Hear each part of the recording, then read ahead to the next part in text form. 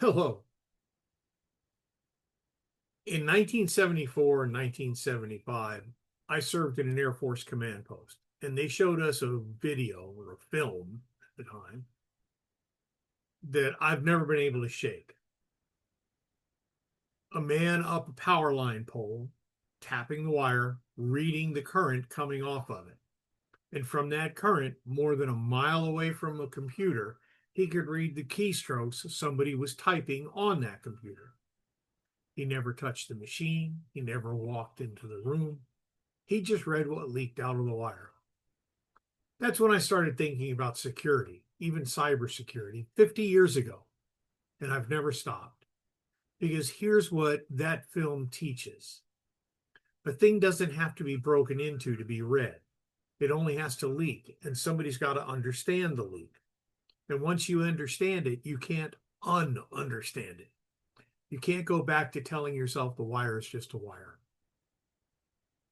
I've been thinking about that film again this week because two things happened that I don't think most folks will connect, and I think they need connecting.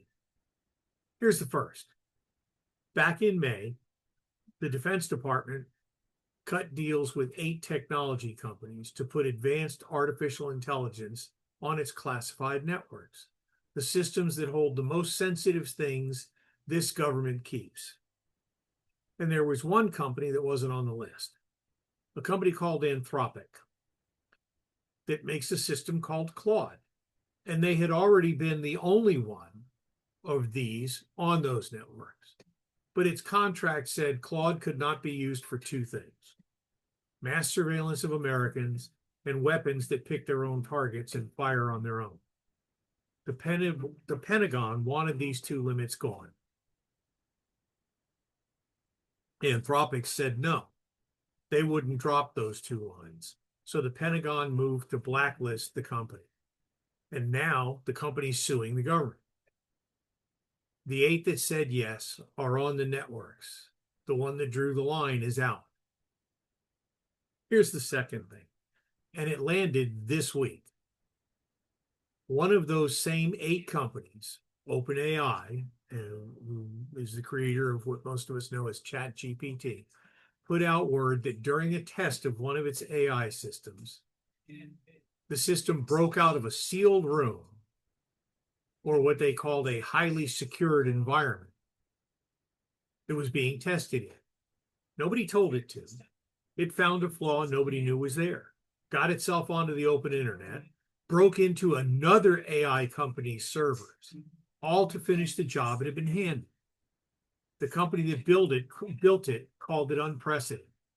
The people who study these systems for a living weren't surprised at all. It did what it was supposed to do. Now hold these 2 things next to each other. The same kind of system that locked in a room taught itself to pick the lock. That's the kind of system now sitting on the networks that hold this country's most sensitive secrets. I'm not telling you the sky is falling. I'm just telling you that the film taught me 50 years ago you don't get to act surprised by a mechanism after you've chosen to build it.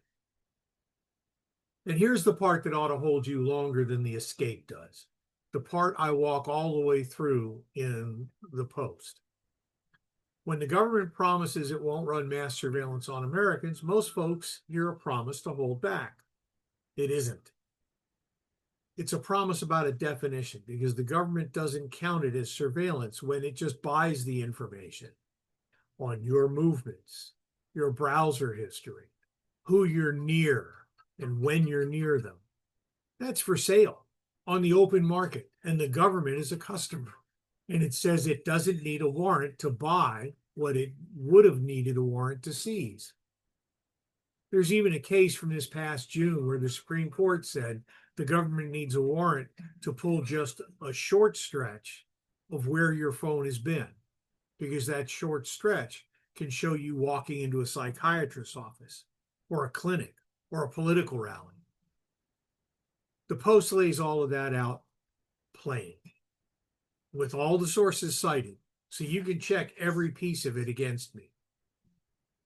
I've spent my working life around promises like the one being made now. As an Air Force veteran, I worked alongside people asked to give something up without being told what for.